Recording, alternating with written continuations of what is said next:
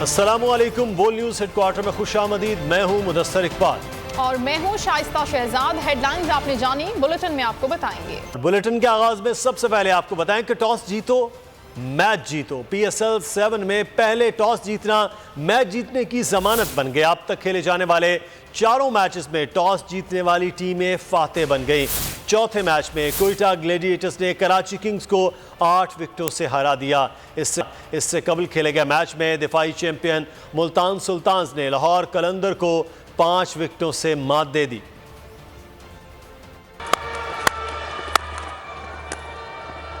That's beautifully played. That's the way to finish the game. 3 successive boundaries.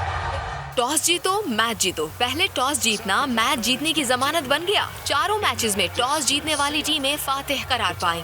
PSL 7 के चौथे match में Quetta Gladiators ने Karachi Kings को बासानी 8 विकेटों से हरा दिया।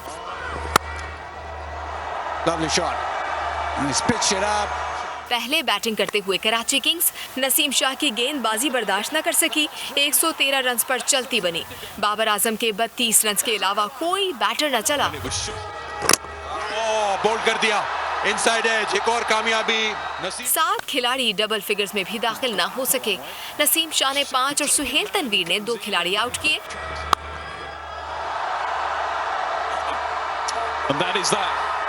आसान हदफ कोयटा ग्लैडिएटर्स ने बासानी 2 विकेटों पर अबूर कर लिया। एहसान अली ने मैच विनिंग 57 रन बनाए।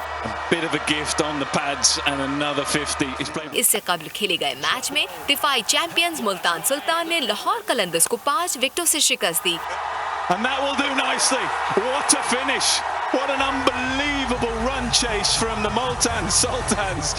207 रन का हदफ मुल्तान सुल्तान ने आखिरी ओवर में 5 विकेटों पर हासिल कर लिया। शान मसूद ने 83 और मोहम्मद रिजवान ने 69 रन की फातिहाना इनिंग्स खेली।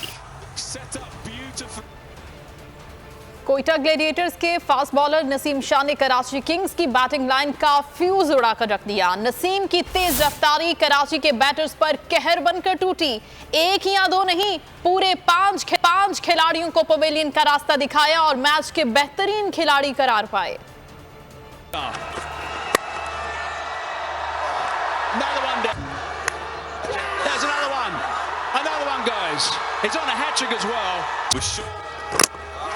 बोल्ड कर दिया इनसाइड एज। एक और कामयाबी नसीम शाह की और एक और कोयटा ग्लैडिएटर्स को। It's got up a long way. Should be taken, man. And that is that.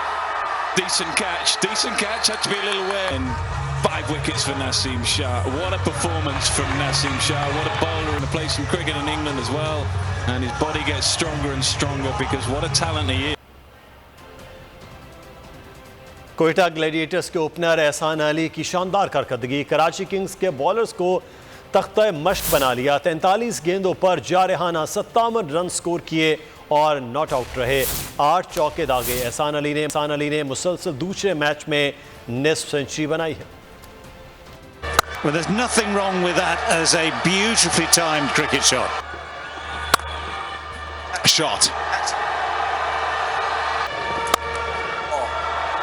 Nobody's catching that. Banged away. और आज भी ऐसे लग रहा है कि जल्दी खत्म हो जाएगा Tariq. Lovely shot. And he's pitched it up in the arc and he just thumped it over the top. Helped on its way. A bit of a gift on the pads and another 50. He's played really well. Maybe a bit becalmed in the last 5 or 6 overs, knocking it around. Quetta Gladiators के कप्तान सरफराज अहमद ने जीत का credit गेंदबाजों को दे दिया। कहा नसीम शाह और हसनैन को तेज गेंदबाजी करने की हिदायत की थी। दोनों ने जबरदस्त गेंदबाजी की। दूसरी जानिब कराची किंग्स के कप्तान बाबर आजम मुसलसल दूसरी शिकस्त पर मायूस, बैटिंग लाइन की तबाही को नाकामी का जिम्मेदार ठहरा दिया। कहा लगातार विकेटें गिरने से संभल ना सके।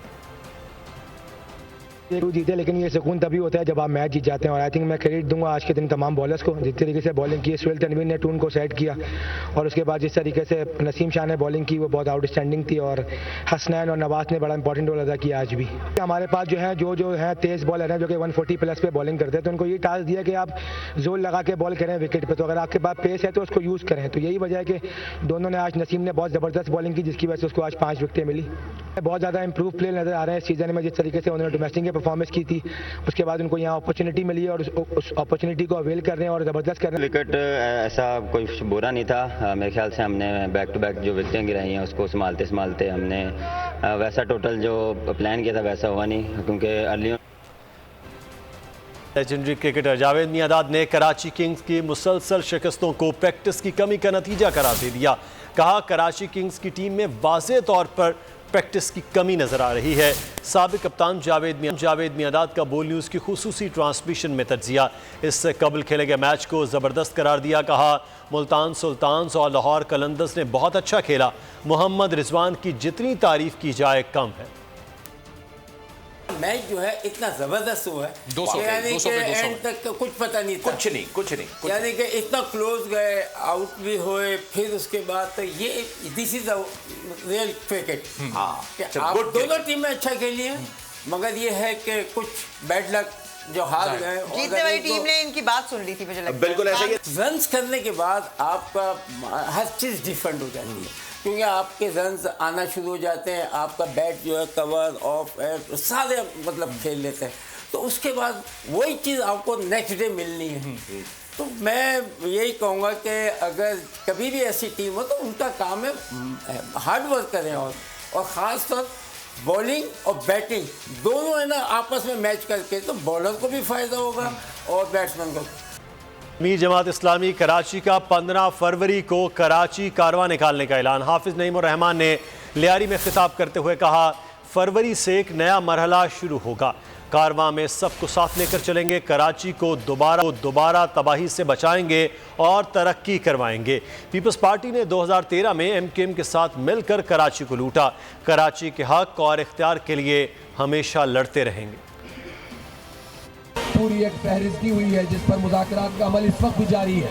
हम एक चीज़ पर स्टैंड करते हैं कराची के हक और इख्तियार के लिए। 2013 में ठीक है कि आपके साथ MKM इक़्तिदार में थी और आपने MKM के साथ मिलकर इस शहर कराची पर शफकून मारा, इसके मुख्तलिफ इदारों को सिंध हुकूमत के तहत कर लिया, वाटर बोर्ड को सिंध हुकूमत के तहत कर लिया। 15 फरवरी से इस तहरीक का एक नया मरहला शुरू होगा और हम हुकूक कराची कारवां पूरे शहर में लेकर निकलेंगे और सबको साथ लेकर चलेंगे। ये सारे इदारे MKM और पीपल्स पार्टी ने शहर से छीने।